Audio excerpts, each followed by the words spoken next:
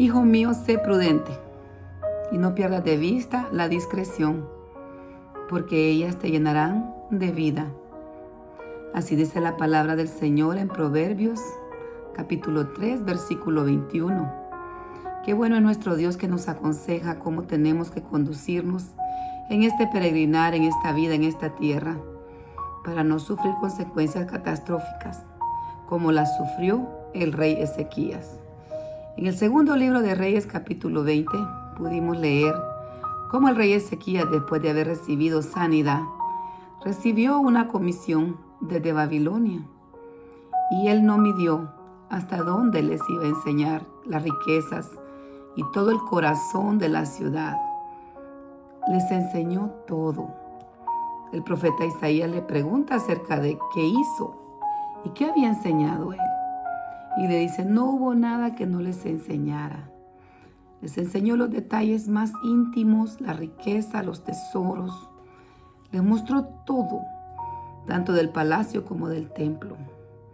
Y sufrió graves consecuencias porque vino palabra de Jehová a través del profeta Isaías. Por su orgullo, por su urbanidad, por no haber sido prudente. Esa misma comisión llevó la nueva a Babilonia. Y luego estos enemigos se ensancharon contra el reinado y sufrieron mucho, no solo él, sino también todo un pueblo. Pidamos al Señor que nos dé ese discernimiento, esa discreción, esa prudencia, para saber cuándo vamos a hablar y cuándo tenemos que callar. ¿Qué vamos a hablar? ¿Qué no vamos a hablar? ¿A quién le vamos a abrir nuestro corazón? Las cosas más íntimas de nuestra vida. No todos los compañeros de trabajo son amigos o son personas de las cuales podemos recibir un consejo sabio y bíblico bajo el temor del Señor. Cuidado. Dios nos da un consejo, una advertencia en esta hora para que nosotros podamos aprender de todo lo que Ezequías sufrió y pasó por su imprudencia, por actuar arrebatadamente, por no ser prudente, por no tener esa precaución. No midió las consecuencias. No pudo él ver el peligro al cual se estaba exponiendo y exponiendo a toda una nación. No fue discreto. Actuó aceleradamente, arrebatadamente, como un problema de carácter que tenía el rey Saúl, que lo hacía arrebatadamente, sin escuchar detalladamente las instrucciones del Señor y obedeció a medias. Y eso trajo graves consecuencias para él, para su casa, para todo un reino. Así que seguimos aprendiendo con la ayuda del Espíritu Santo el consejo bíblico. Sean bienvenidos nuevamente a un espacio de lectura bíblica. Le damos gracias y gloria al Señor porque Él es bueno y para siempre su misericordia. Dios nos permite avanzar un día más. Para mí es un privilegio, una alegría, un gozo poder compartir la lectura bíblica para crecer juntos y para la gloria y la honra de nuestro Dios. Oramos así. Padre bueno, Dios de amor y de misericordia, te damos gracias en esta hora, Padre Celestial, y te pedimos, Señor, que nos ayudes, Señor, a ser sabios, mi Dios amado. A hablar con prudencia, Padre. Dios mío, precioso Señor. A poder también, Dios mío, discernir cuando viene algo malo, Señor. Cuando nosotros tenemos, Dios mío, que callar, Señor. Qué decir, cuándo hablar, Señor. Tú lo sabes, Padre. Dios mío, a ser discretos, Señor. A poder, Dios mío, usar ese dominio propio que usted nos ha dejado, Señor. Perdónanos, Padre, porque muchas veces hemos hablado de más. Perdónanos, Padre, porque no hemos sido buenos oidores. Muchas veces interrumpimos, Señor amado, a los que está hablando con nosotros, aquel que tiene necesidad, Señor. Forma nuestro carácter, Señor, como el tuyo. Precioso, Padre, tú es tu Hijo amado, nos dio el ejemplo, Señor Dios mío, cuándo hablar y cuándo callar, qué decir y cómo decirlo, Señor. Gracias porque tú nos dejas tu instrucción divina y seguimos aprendiendo para la gloria de tu nombre. Síguenos instruyendo, enseñando, Espíritu Santo. Necesitamos que tú seas enseñándonos y guiándonos, Señor, a toda verdad y a toda justicia. Gracias, Padre, gracias, Hijo, gracias, Espíritu Santo. Y bien, mis amados hermanos, damos gracias al Señor. Vamos a continuar el día de lectura en esta ocasión. Gloria sea al Señor, llegamos al día 175, Nos corresponde leer los capítulos 22 y 23 del segundo libro de Reyes y continuamos con el libro de Efesios en el capítulo número 3. Pero vamos a verificar, a recordar un poquito que leímos el día de ayer.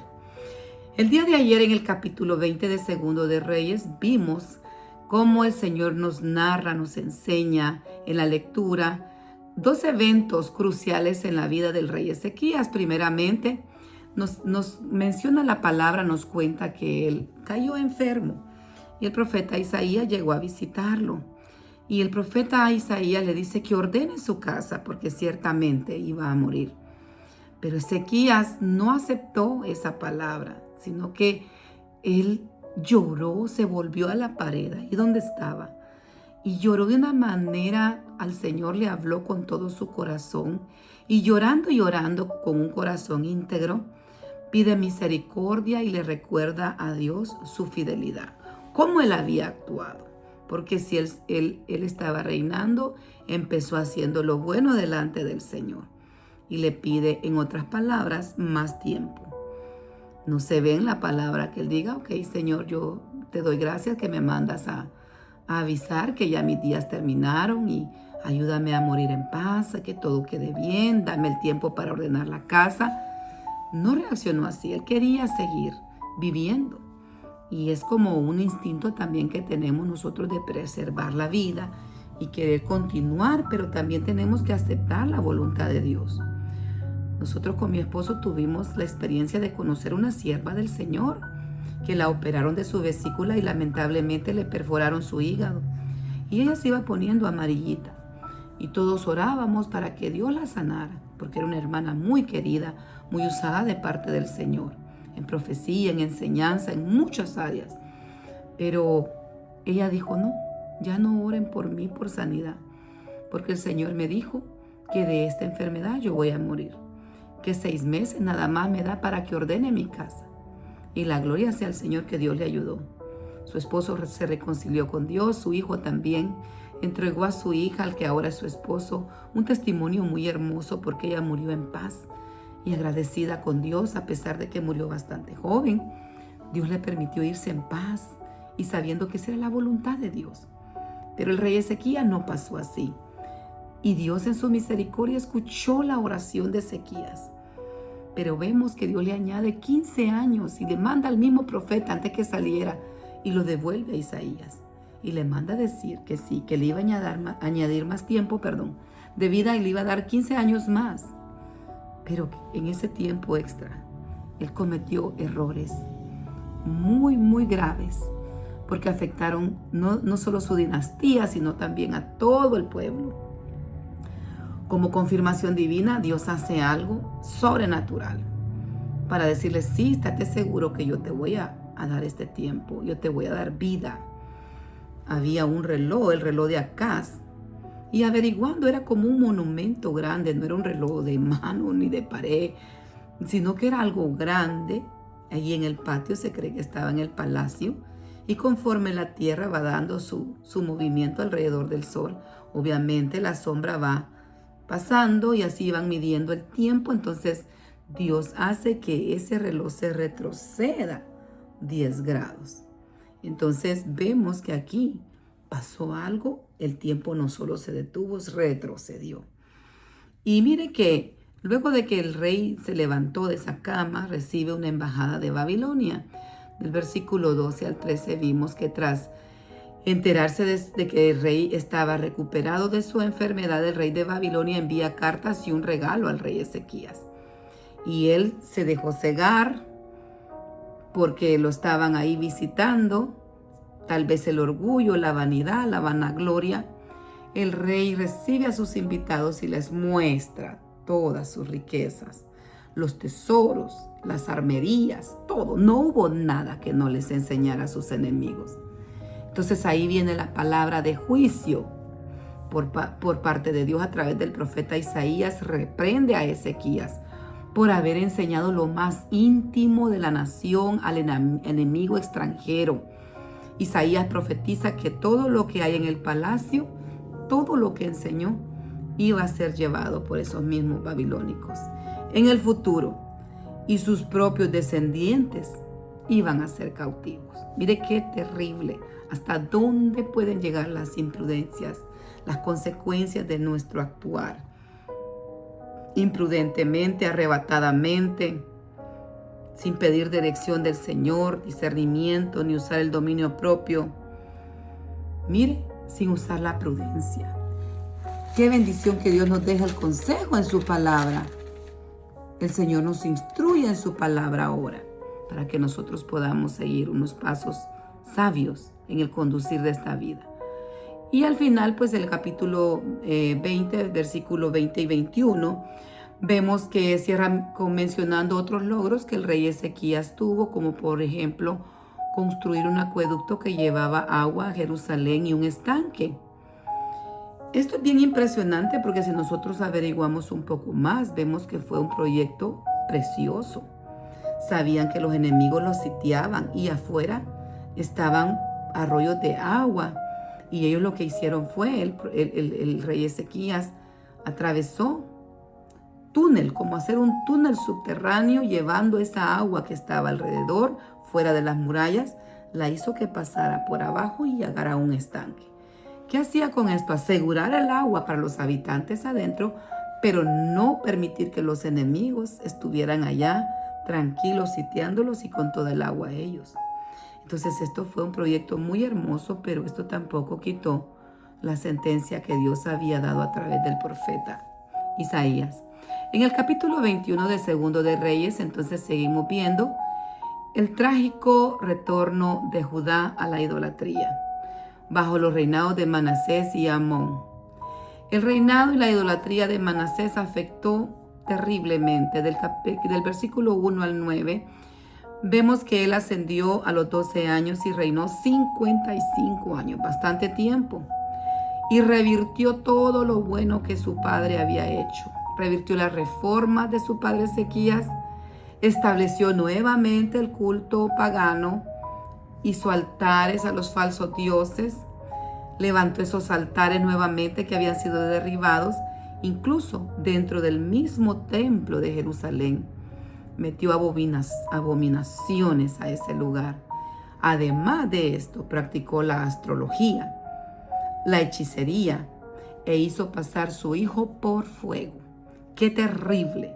Hasta dónde llegó la oscuridad en el corazón de este rey, que no solo se pervirtió él, afectó su familia y toda la nación, y yendo en pos de dioses falsos, haciéndoles altares, revirtiendo todo lo que su padre había limpiado y lo volvió a ensuciar, y a su propio hijo entregar vivo para ser quemado. Mire hasta dónde llega la maldad en un corazón que no teme al Señor. Va creciendo en vez de ir menguando. Entonces viene una profecía, una palabra de destrucción, una disciplina de parte de Dios debido a las abominaciones de este rey Manasés. Dios anunció a través de sus profetas que traería una calamidad terrible sobre Jerusalén y Judá, tan severa que a todo aquel que la oyere retiñirán los oídos, o sea, les reventarán. Imagínense que iba a ser eso tan grande. Se decretó que la ciudad sería limpiada y entregada en manos de sus enemigos. Cosa que lo venimos viendo desde las lecturas de los libros anteriores, las advertencias que Dios había dado de lo que iba a pasar si ellos no iban a ser un pueblo obediente, de las consecuencias terribles y las maldiciones que iban a caer si ellos no guardaban su ley y se alejaban del verdadero Dios, ir en pos de las costumbres paganas, ir en pos de los cultos terribles que hacían. Eso iba a traer graves consecuencias. Entonces, otra de las cosas que este rey hizo, aparte de todo lo que ya leímos y volvemos a mencionar en este resumen, en esta meditación de lo que hemos leído, es que hubo derramamiento de sangre tan terrible y de sangre inocente. Más allá de la idolatría, Manasés fue un rey muy tirano, cruel, y llenó, dice la palabra, a Jerusalén de sangre inocente, cosa que el Señor abomina. Es como los abortos, sangre inocente. El vientre tiene que ser el lugar más seguro para el ser humano, pero se ha convertido en un lugar de riesgo. Aquellos bebés que están siendo formados en las entrañas, en los vientres de las madres, esas madres que no los quieren, que no tienen temor de Dios, de muchas cosas atroces que pasan, se derrama esa sangre inocente y eso no quedará sin justicia, porque Dios es un Dios justo y todo lo ve. Entonces, este rey mandó asesinar al que se le ponía en oposición. Él asesinó a sus propios súbditos y a toda la gente que se le oponía. Entonces este reinado pues pasó, y tras la muerte de Manasés, su hijo Amón reinó solo por 2 años y continuó el mismo legado. ¿Qué legado queremos dejar nosotros? Que nuestros hijos aprendan a hacer el bien, a temer de Jehová, que estén en sus caminos. Pero ¿de qué manera les vamos a instruir? Uno, hablándoles, pero sobre todo dándoles el ejemplo. Porque todos nosotros podemos hablar bonito y predicar y conocer mucho, pero ellos nos están viendo dentro del lugar. ¿Quiénes somos verdaderamente? Somos lo que somos en casa, cuando estamos solos. Muchas veces somos mucha apariencia. Y Dios quiere cristianos e hijos verdaderos. Pero nuestros hijos y todos los que están alrededor saben realmente. Nuestro testimonio lo conocen y aprenden más de lo que ven de hacer de nosotros que de lo que nos escuchan hacer o decir.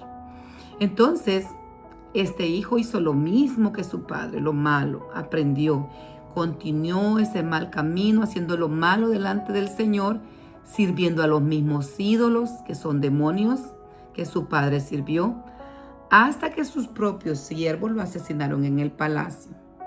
Y luego vemos el ascenso de Josías, del versículo 23 al 26. Vimos que el pueblo ejecutó a los conspiradores que mataron a Amón y proclamaron rey a su hijo Josías, preparando así el escenario para una futura reforma religiosa en Jerusalén. Y así vamos a venir en palabra ahora leyendo en la palabra del Señor, siempre Segunda de Reyes capítulo 22 y 23, y la palabra de Dios la leemos honrando al Padre, al Hijo y al Espíritu Santo. Cuando Josías comenzó a reinar era de 8 años y reinó en Jerusalén 31 años. El nombre de su madre, perdón hermanos, voy a agarrar un marcador. Sí, aquí lo tengo. El nombre de su madre fue Jedida, hija de Adaía de Boscat. E hizo lo recto ante los ojos de Jehová y anduvo en todos los caminos de David su padre, sin apartarse a derecha ni izquierda. Hallazgo del libro de la ley. A los 18 años del rey Josías envió el rey a Safán, hijo de Azalía, hijo de Mesulán, escriba, a la casa de Jehová diciendo: Ve al sumo sacerdote Hilcías y dile que recoja el dinero que han traído de la casa de Jehová, que han recogido del pueblo los guardianes de la puerta, y que lo pongan en manos de los que hacen la obra, que tienen a su cargo el arreglo de la casa de Jehová, y que lo entreguen a los que hacen la obra de la casa de Jehová para reparar las grietas de la casa, a los carpinteros, maestros y albañiles para comprar madera y piedra de cantería para reparar la casa, y que no se les tome en cuenta el dinero cuyo manejo se les confiare, porque ellos proceden con honradez. Entonces dijo el sumo sacerdote Hilcías al escriba Safán: He hallado el libro de la ley en la casa de Jehová. E Hilcías dio el libro a Safán y lo leyó. Viendo luego el escriba Safán al rey, dio cuenta al rey y dijo: Tus siervos han recogido el dinero que se halló en el templo y lo han entregado en poder a los que hacen la obra, que tienen a su cargo el arreglo de la casa de Jehová. Asimismo, el escriba Safán declaró al rey diciendo: El sacerdote Hilcías me ha dado un libro. Y lo leyó Safán delante del rey. Y cuando el rey hubo oído las palabras del libro de la ley, rasgó sus vestidos. Luego el rey dio orden al sacerdote Hilcías y a Hicán, hijo de Safán, a Acbor, hijo de Micaías, al escriba Safán y a Asaías, siervo del rey, diciendo: Id y preguntar a Jehová por mí y por el pueblo y por todo Judá acerca de las palabras de este libro que se ha hallado, porque grande es la ira de Jehová que se ha encendido contra nosotros, por cuanto nuestros padres no escucharon las palabras de este libro para hacer conforme todo lo que nos fue escrito. Entonces fueron el sacerdote Hilciadas y Abicán, Acbor, Safán y Asaías, a la profetisa Hulda, mujer de Salum, hijo de Ticba, hijo de Jarbás, guarda de las vestiduras, la cual moraba en Jerusalén, en la segunda parte de la ciudad, y hablaron con ella. Y ella les dijo: Así ha dicho el Dios de Israel: Decida el varón que os envió a mí. Así dijo Jehová: He aquí yo traigo sobre este lugar y sobre los que en él moran todo el mal de que habla este libro que ha leído el rey de Judá, por cuanto me dejaron a mí y quemaron incienso a dioses ajenos, provocándome a ira con toda obra de sus manos. Mi ira se ha encendido contra este lugar y no se apagará. Mas el rey de Judá, que os ha enviado para que preguntéis a Jehová, así diréis: Así ha dicho Jehová, el Dios de Israel: Por cuanto oíste las palabras del libro y tu corazón se enterneció y te humillaste delante de Jehová, cuando oíste lo que yo he pronunciado contra este lugar y contra sus moradores, que vendrán a ser asolados y malditos, y rasgaste tus vestidos y lloraste en mi presencia, también yo te he oído, dice Jehová. Por tanto, he aquí, yo te recogeré con tus padres, y serás llevado a tu sepulcro en paz, y no verán tus ojos todo el mal que yo traigo sobre este lugar. Y ellos dieron al rey la respuesta. Vamos a leer ahora el capítulo 23. Entonces el rey mandó a reunir con él a todos los ancianos de Judá y de Jerusalén. Y subió el rey a la casa de Jehová con todos los varones de Judá y con todos los moradores de Jerusalén, con los sacerdotes y profetas y con todo el pueblo, desde el más chico hasta el más grande.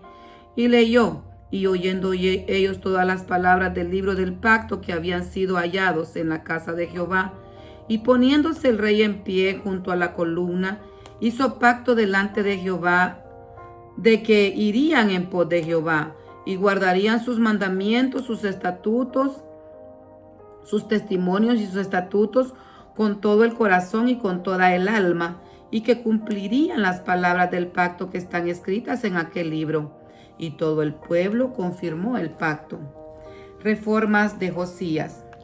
Entonces mandó el rey al sumo sacerdote Hilcías, a los sacerdotes de segundo orden y a los guardianes de la puerta, que sacasen del templo de Jehová todos los utensilios que habían sido hechos para Baal, para Acera y para todo el ejército de los cielos, y los quemó fuera de Jerusalén, en el campo del Cedrón, e hizo llevar las cenizas de ellos a Betel.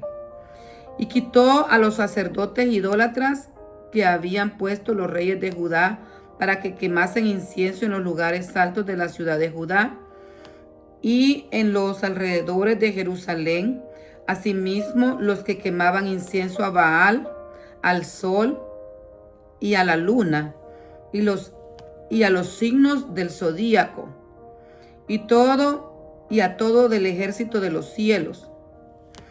Hizo también sacar la imagen de Acera fuera de la casa de Jehová y fuera de Jerusalén al valle del Cedrón, y quemó en el valle del Cedrón y la convirtió en polvo, y echó el polvo sobre los sepulcros de los hijos del pueblo. Además, derribó los lugares de prostitución idolátrica que estaban en la casa de Jehová, en los cuales tejían las mujeres tiendas para Acera. E hizo venir a todos los sacerdotes de las ciudades de Judá, y profanó los lugares altos donde los sacerdotes quemaban incienso, desde Jeba hasta Berseba, y derribó los altares de las puertas que estaban a la entrada de la puerta de Josué, gobernador de la ciudad, que estaban a la mano izquierda a la puerta de la ciudad. Pero los sacerdotes de los lugares altos no subían al altar de Jehová en Jerusalén, sino que comían panes sin levadura entre sus hermanos. Asimismo profanó a Tofet, que está en el valle del hijo de Hinnom, para que ninguno pasase su hijo o su hija por fuego a Moloc. Quitó también los caballos que los reyes de Judá habían dedicado al sol a la entrada del templo de Judá, junto a la cámara de Nitán Melec eunuco, el cual tenía a su cargo los ejidos, y quemó al fuego los carros del sol. Derribó además el rey los altares que estaban sobre la azotea de la casa de la sala de Acaz, que los reyes de Judá habían hecho, y los altares que había hecho Manasés en los 2 atrios de la casa de Jehová. Y de ahí corrió y arrojó el polvo al arroyo del Cedrón. Asimismo profanó el rey los lugares altos que estaban delante de Jerusalén, a la mano derecha del monte de la destrucción, los cuales Salomón, rey de Israel, había edificado a Astoret, ídolo abominable de los sidonios, a Quemos, ídolo abominable de Moab, y a Milcón, ídolo abominable de los hijos de Amón. Y quebró las estatuas y derribó las imágenes de acera, y llenó el lugar de ellos de huesos de hombres. Igualmente el altar que estaba en Betel y el lugar alto que había hecho Jeroboam, hijo de Nabat, y el que hizo pecar a Israel. Aquel altar y el lugar alto destruyó y quemó y lo hizo polvo. Y puso fuego a la imagen de acera. Y se volvió Josías, y viendo los sepulcros que estaban allí en el monte, envió y los sacó los huesos de los sepulcros y los quemó sobre el altar para contaminarlo conforme a la palabra de Jehová que había profetizado el varón de Dios, el cual había anunciado esto. Después dijo: ¿qué monumento es este que veo? Y los de la ciudad le respondieron: este es el sepulcro del varón de Dios que vino de Judá y profetizó estas cosas que tú has hecho sobre el altar de Betel. Y él dijo: dejadlo, ninguno mueva sus huesos. Y así fueron preservados sus huesos y los huesos del profeta que había venido de Samaria. Todas las casas de los lugares altos que estaban en las ciudades de Samaria, las cuales habían hecho los reyes de Israel para provocar a ira, las quitó también Josías e hizo de ellas como había hecho en Betel. Mató además sobre los altares a todos los sacerdotes de los lugares altos que ahí estaban, y quemó sobre ellos huesos de hombre, y volvió a Jerusalén. Josías celebra la Pascua. Entonces mandó el rey a todo el pueblo diciendo: haced la Pascua a Jehová vuestro Dios conforme a lo que está escrito en el libro de este pacto. No había sido hecha tal Pascua desde los tiempos en que los jueces gobernaban Israel, ni en todos los tiempos de los reyes de Israel y de los reyes de Judá. A los 18 años el rey Josías fue hecha aquella Pascua a Jehová en Jerusalén. Persiste la ira de Jehová contra Judá. Asimismo barrió Josías a los encantadores, adivinos y terrafines, y todas las abominaciones que se veían en la tierra de Judá y en Jerusalén, para cumplir la palabra de la ley que estaba escrita en el libro del sacerdote Hilcías, había hallado en la casa de Jehová. No hubo otro rey antes de él que se convirtiese a Jehová de todo su corazón, de toda su alma y de todas sus fuerzas, conforme a toda la ley de Moisés. Ni después de él nació otro igual. Con todo esto, Jehová no desistió del ardor con que su gran ira se había encendido contra Judá, por todas las provocaciones que Manasés le había irritado. Y dijo Jehová: también quitaré de mi presencia a Judá, como quité a Israel, y desecharé a esta ciudad que había escogido, a Jerusalén, y a la casa de la cual había dicho yo: mi nombre estará ahí. Muerte de Josías. Los demás hechos de Josías y todo lo que hizo, ¿no está todo escrito en el libro de las crónicas de los reyes de Judá? En aquellos días Faraón Necao, rey de Egipto, subió contra el rey de Asiria al río Éufrates. Y se alió contra él Josías, pero aquel, así se le vio, lo mató en Megiddo. Y sus siervos lo pusieron en un carro y lo trajeron muerto de Megiddo a Jerusalén, y lo sepultaron en su sepulcro. Entonces el pueblo de la tierra tomó a Jocás, hijo de Josías, y lo ungieron y lo pusieron por rey en lugar de su padre. Reinado y destrozamiento de Joacás. De 23 años era Joacás cuando comenzó a reinar, y reinó 3 meses en Jerusalén. El nombre de su madre fue Hamutal, hija de Jeremías de Libna. Y él hizo lo malo ante los ojos de Jehová, conforme a todas las cosas que sus padres habían hecho. Y lo puso preso Faraón Necao en Ribla, en la provincia de Hamat, para que no reinase en Jerusalén. E impuso sobre la tierra una multa de 100 talentos de plata y 1 de oro. Entonces Faraón Necao puso por rey a Eliaquim, hijo de Josías, en lugar de Josías su padre, y le cambió el nombre por el de Joacim. Y tomó a Joacás y lo llevó a Egipto, y murió ahí. Y Joacim pagó a Faraón la plata y el oro, mas hizo avaluar la tierra para dar el dinero conforme al mandamiento de Faraón, sacando la plata y el oro del pueblo de la tierra, y cada uno según la estimación de su hacienda, para darlo a Faraón Necao. Qué triste, ¿verdad? Qué lamentable. Pero Dios es soberano y Dios es juez justo.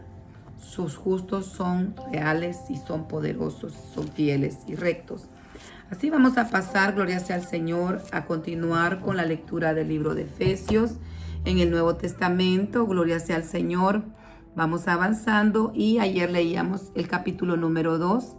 Qué hermoso, ahí se detalla el plan de salvación tan hermoso y misericordioso que nuestro Padre y buen Dios dejó de reconciliación a través de su Hijo amado, su unigénito, nuestro Señor y Salvador Jesucristo.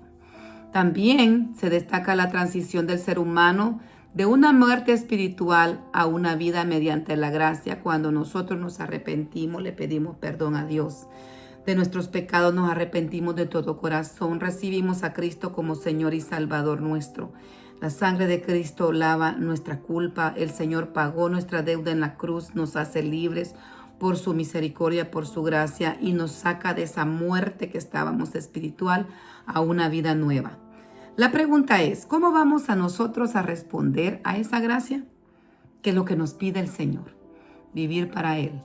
Ser obedientes, vivir en paz y en santidad, ya no como vivíamos antes, ya no en el pecado, ya no siendo presos, ya no estando ahí atados, sino que siendo libres. Pero la gracia no tenemos que convertirla en libertinaje, y es donde nosotros tenemos que leer la Biblia para ser instruidos en el verdadero evangelio. El problema de ahora es que la tibieza espiritual está tan de moda que cuando queremos vivir un evangelio bíblico es tomado como religiosidad, extremismo, radicalismo. Entonces nosotros tenemos que preguntarle al Señor. ¿Y cómo el Señor nos responde? En su palabra. Así que tenemos que tener mucho cuidado. Bendito Dios.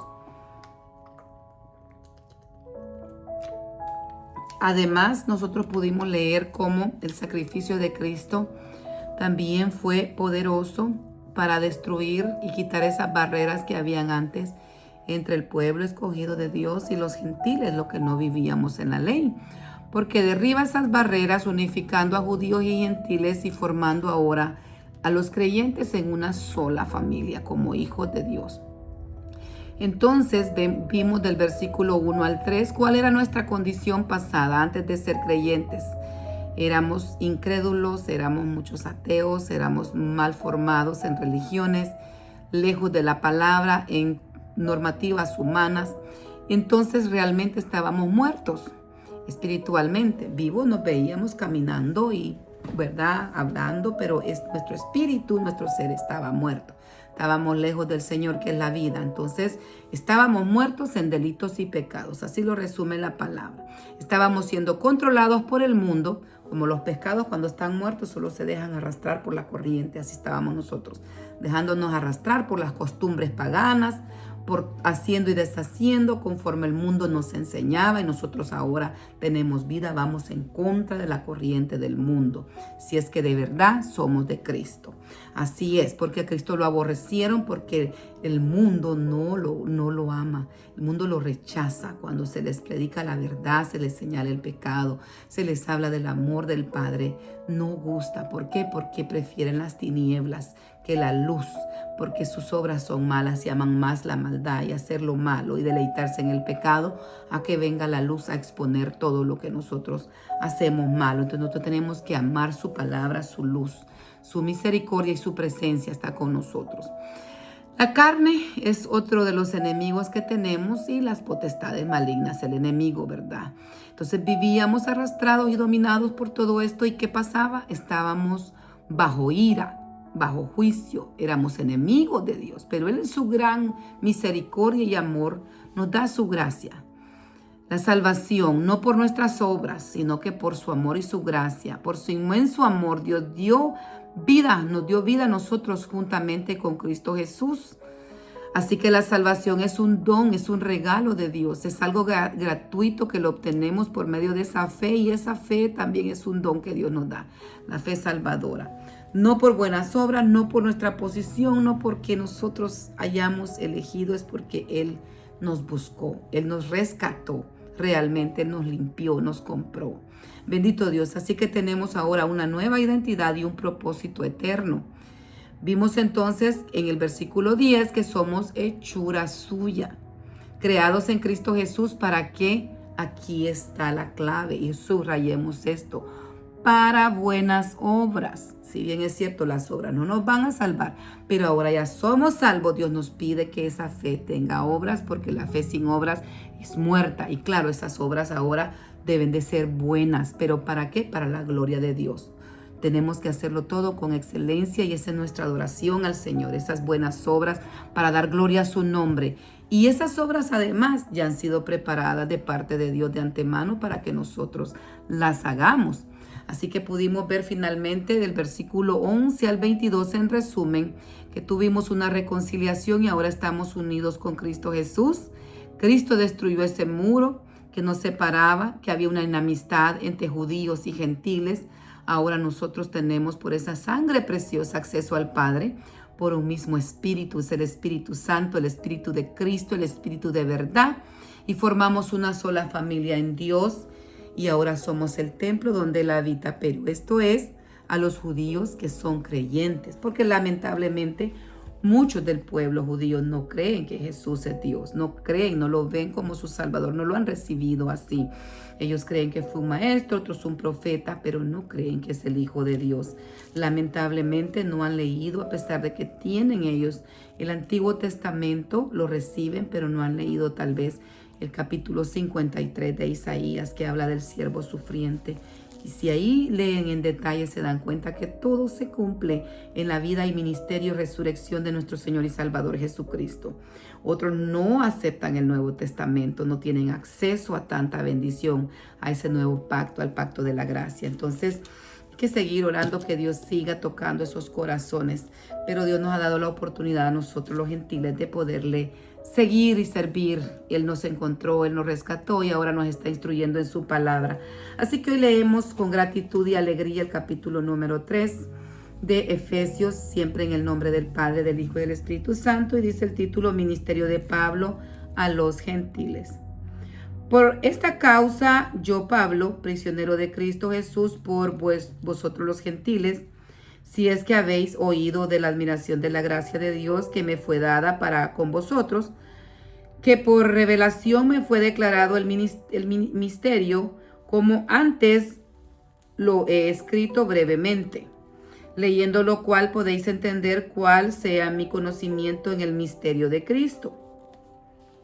Misterio que en otras generaciones no se dio a conocer a los hijos de los hombres, como ahora es revelado a los santos apóstoles y profetas por el Espíritu, que los gentiles son coherederos y miembros del mismo cuerpo y copartícipes de la promesa en Cristo Jesús por medio del Evangelio, del cual yo fui hecho ministro, por el don de la gracia de Dios que me ha sido dado según la operación de su poder.